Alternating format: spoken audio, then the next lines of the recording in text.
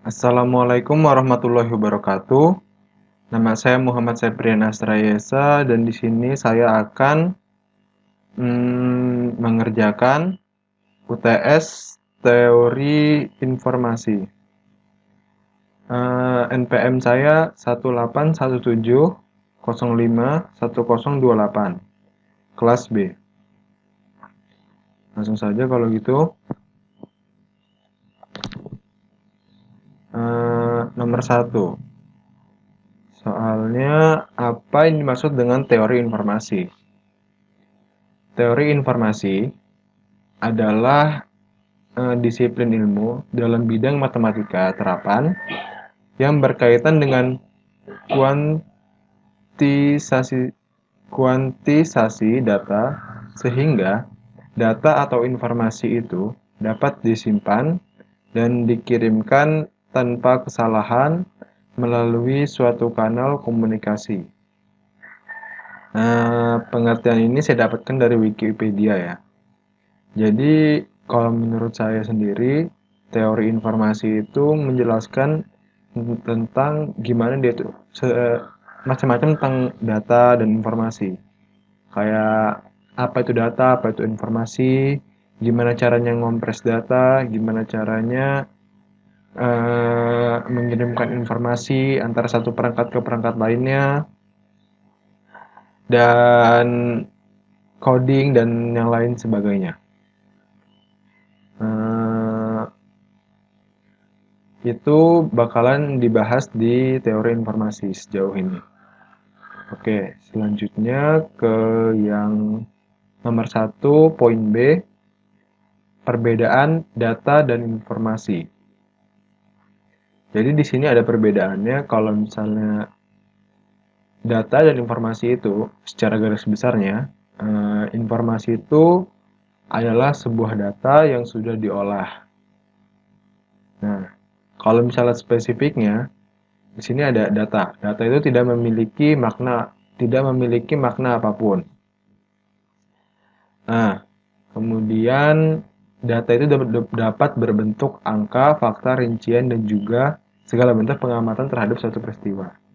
Kayak misalnya kayak gini. Ada data itu 7, 8, 9, 6 setengah, 10. Misalnya itulah data dari tinggi badan eh, orang-orang gitu di daerah tertentu. Itu masih data. Kalau misalnya nggak ada kata-kata dari tinggi badan orang-orang di daerah A, B, C, atau D. Eh, karena cuma angka-angka saja, maka data itu tidak dapat dipahami maksudnya. Nah, itu di sini ada. Bagi orang awam, data tidak mudah dipahami maksudnya. Selanjutnya, data memiliki lingkup yang lebih detail dan bersifat teknis dibandingkan dengan informasi.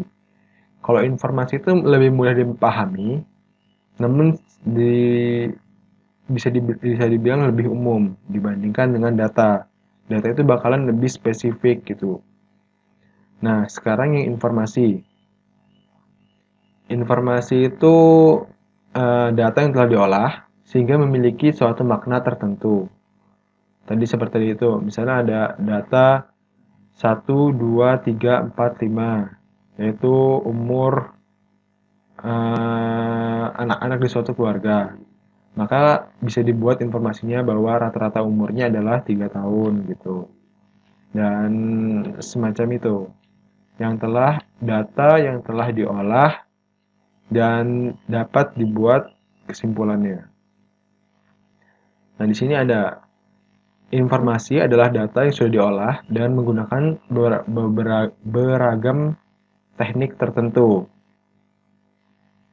Jadi ada macam-macam teknik pengolahan data seperti menggunakan eh, teknik-teknik di statistika dan lainnya. Bagi orang awam, ketika membaca suatu informasi, maka mereka sudah mampu memahami arti dari informasi tersebut. Karena ini sudah diolah ya, data tadi menjadi informasi yang dapat dipahami oleh orang-orang.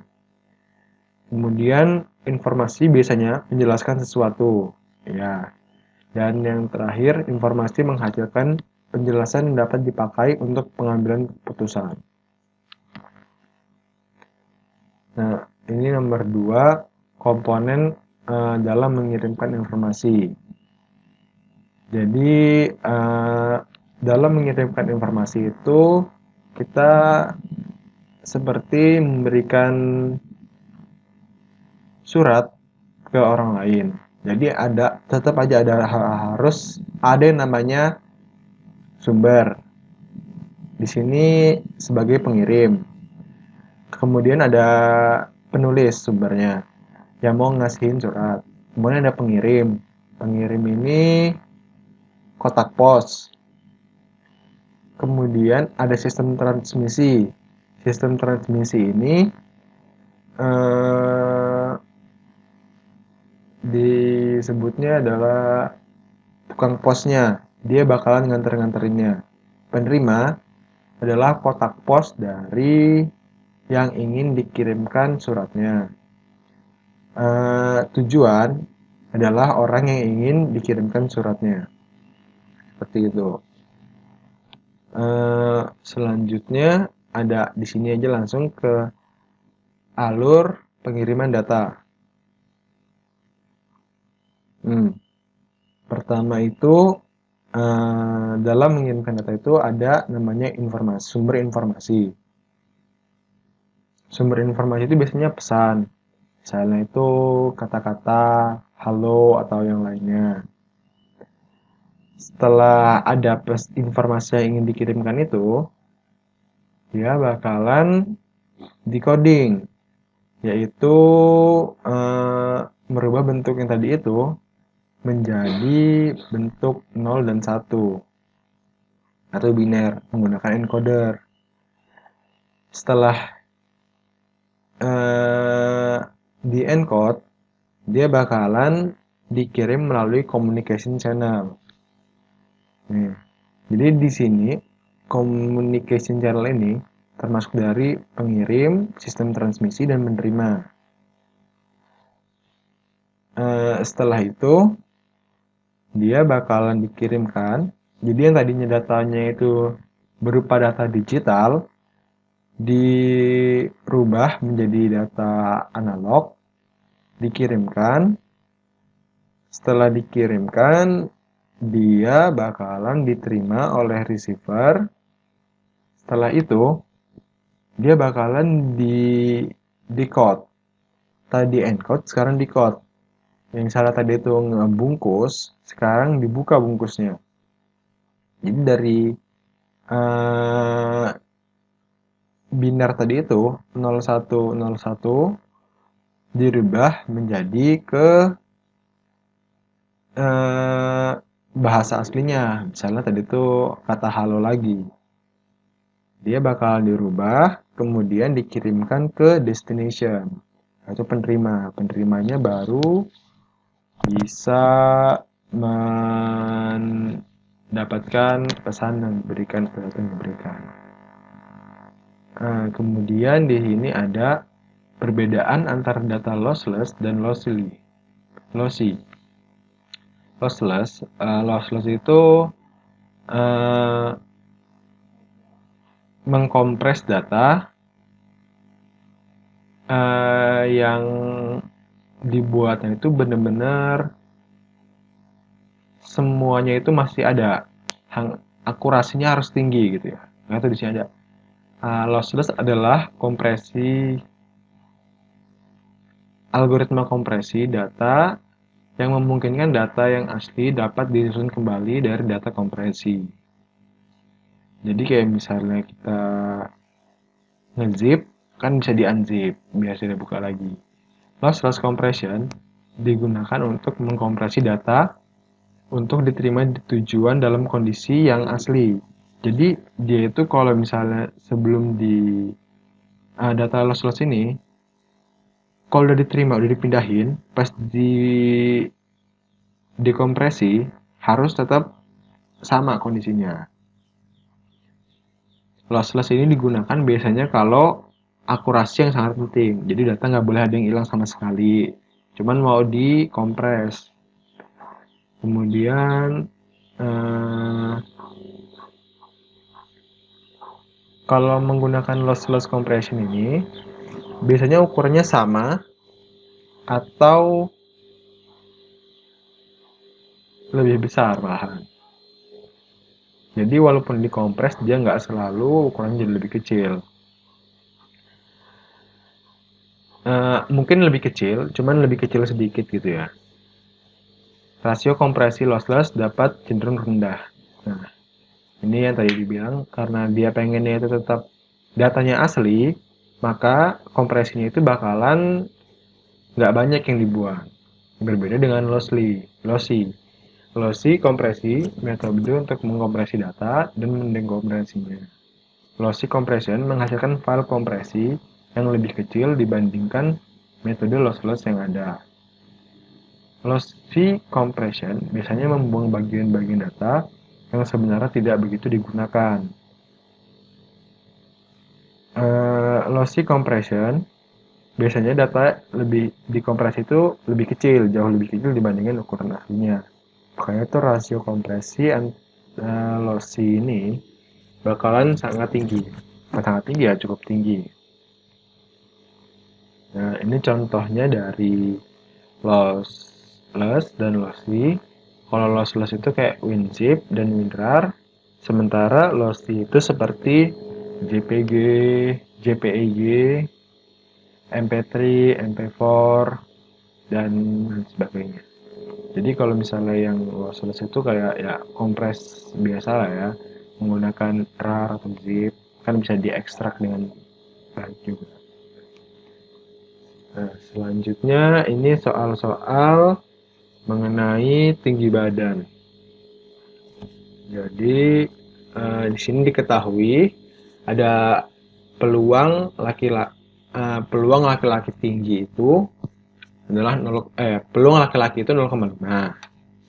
Kemudian ada eh, eh, dari peluang perempuan yang tinggi itu 20% dari perempuan itu tinggi. Jadinya dari kumpulan perempuan yang tinggi, peluang yang dapat yang tinggi itu adalah 0,2. Kemudian peluang dari laki-laki ngambil yang tinggi bakalan peluangnya 0,6. Nah, di sini ditanya ini peluang keseluruhan perempuan yang tinggi. Nah, jadi pertama itu diambil dulu peluang perempuan. Gimana cara dapetin peluang perempuan? Yaitu peluang laki satu dikurang peluang laki-laki. Jadi peluang perempuan otomatis 0,5. Kemudian dikalikan dengan peluang perempuan yang tinggi. Dari perempuan tadi kan ada yang semua perempuan dikumpulin terus diambil peluang yang tingginya bakalan 0,2. Kalau itu langsung aja 0,5 dikali 0,2 sama dengan 0,1. Ini dari keseluruhannya perempuan yang tinggi. Yang B, peluang laki-laki dan tidak tinggi. Jadinya pertama diambil peluang laki-laki, terdapat di soal 0,5. Kemudian peluang dari seluruhan laki-laki yang tidak tinggi. Yang diketahui dari laki-laki itu yang tinggi 0,06. Maka dari semua laki-laki yang tidak tingginya itu ada 1 dikurang 0,06 yaitu 0,94. 0,94 dikali 0,5 sama dengan 0,47. Jadi dari keseluruhan perempuan yang tinggi itu 0,1. Dari keseluruhan laki-laki yang tidak tinggi itu 0,47. Oke, selanjutnya ke soal nomor 4, yaitu menghitung Shannon entropi dari kemunculan simbol berikut. Nih, di sini udah ada tabelnya simbolnya ini. Ini tabel simbol soal. Sementara ini jawab lanjutan dari jawabannya. Pertama, rumus dari Shannon entropy itu adalah sigma PI dikali 2 log PI. Jadinya itu rumusnya itu peluang ini min P dikali log 2 log P. Maksudnya ini basisnya 2 ya. Basis 2 P logaritma P dengan basis 2. Jadi kalau dituliskan 0,5 ini didapat dari mana? Dapatnya dari 0,25 negatif min 0,25 dikali 2 log 0,25. 2 log 0,25 berapa? Seperempat min 2. Jadi min seperempat dikali min 2 sama dengan setengah. Setengah desimalnya 0,5. Begitu pula yang selanjutnya dan selanjutnya. Di sini kita mendapatkan frekuensi itu dari hasil mendapatkan peluang itu dari frekuensi dibagi total keseluruhan. Ada A, B, C, D. Peluang A sama dengan 10 per 40, 0,25. Dan begitu pula seterusnya. Maka totalnya bakalan peluangnya ada 1 sesuai, dan ini hasil dari Shannon entropinya ini simbol dan kumpulan simbol dan frekuensi ini menghasilkan Shannon entropy bernilai 2 bits. Jadi memori yang dibutuhkan, bukan memori, ya bukan memori sih, bandwidth yang dibutuhkan untuk mengirimkan data ini paling tidak membutuhkan 2 bits. Atau seperti itu. Selanjutnya di sini ada soal yang kedua, tetap mencari Shannon entropy. Ini soalnya mirip dengan yang tadi ya. Tapi bedanya di sini frekuensi B dan D-nya menjadi 20. Dikerjakan menggunakan cara yang seperti tadi. Bakal didapatkan P-nya seperti ini. Dan min P log 2P-nya bakalan seperti ini. Maka hasil dari Shannon entropinya adalah 1,918.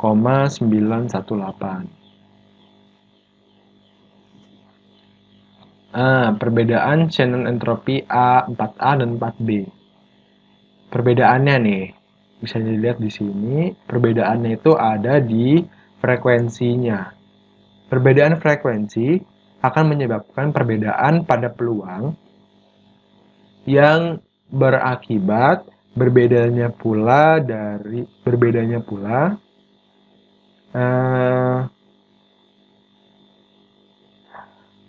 hasil dari Shannon entropinya. Jadi di sini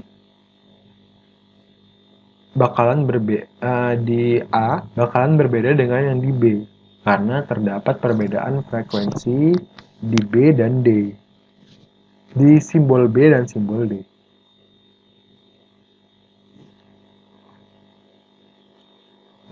Selanjutnya ke nomor 5. Di sini membuat Huffman Code. Sudah 1 bulan saya tidak ke kampus. Jadinya menggunakan ini, kita buat tree-nya dulu, Huffman tree-nya.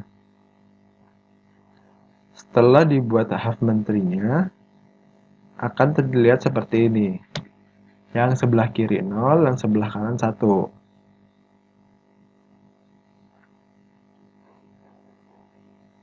Jadinya sudah itu S bakalan jadi 000, U 001, dan seterusnya.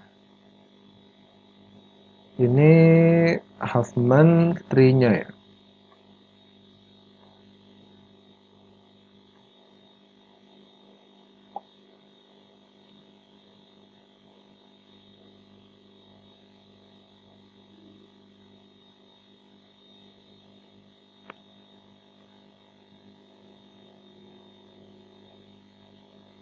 Nah, di sini ada merubah Huffman code yang tadi itu sudah 1 bulan saya tidak ke kampus ke dalam Huffman code-nya, coding Huffman.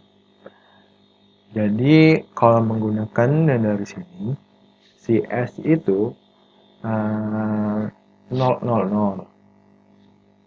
S 000, kemudian U 001, D 0100,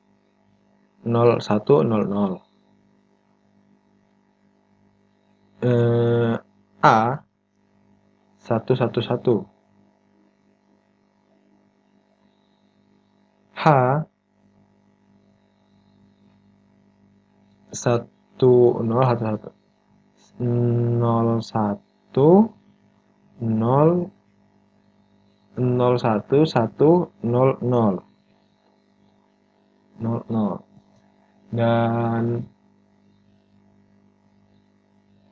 selanjutnya panjang yang menjelaskannya.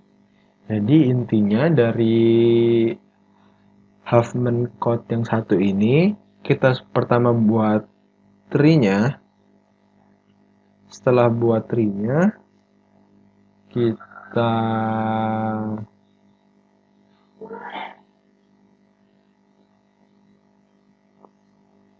ubah setiap karakternya ke dalam bentuk binary dengan cara mengikuti alur dari pohon ini.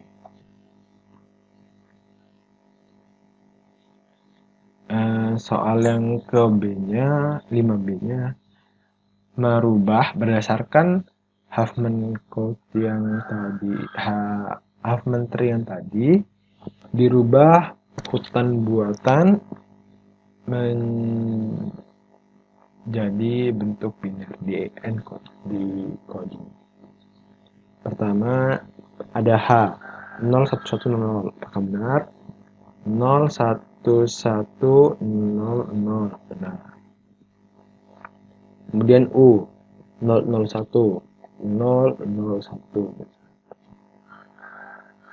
Kemudian dan selanjutnya. Di sini ada selanjutnya ada Shannon Fano code dari mohon maaf lahir dan batin.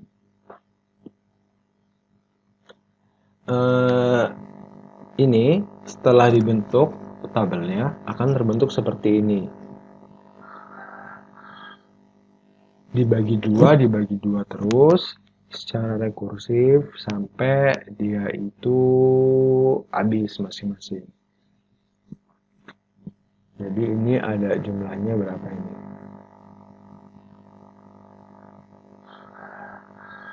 14, yang bawah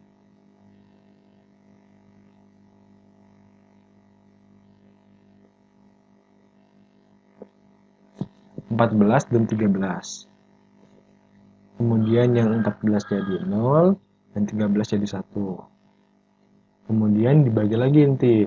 Yang atas ini jadinya 9 dan 5. Yang bawah ini jadinya 7 dan 7. Maksudnya 7 dan 6 karena 13. 4, 4, 13. Dilakukan terus menerus sampai nanti dia dapat ujungnya di sini. Karena kalau udah 1 dia bakalan berhenti. Seperti ini misalnya A jadinya 000 spasi 001 N 010 dan seterusnya. Eh, di sini ada merubah dari motor Honda tadi, dari Shannon Vanocode yang tadi telah dibuat menjadi binernya dan didapatkan hasil seperti ini: 011 1000 11101 1000 11001 101 1001 1000 010 1101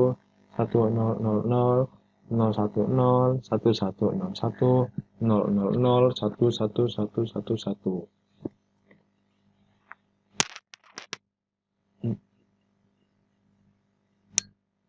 Baiklah, sekian saja presentasi dari saya. Kurang lebihnya saya mohon maaf. Wassalamualaikum warahmatullahi wabarakatuh.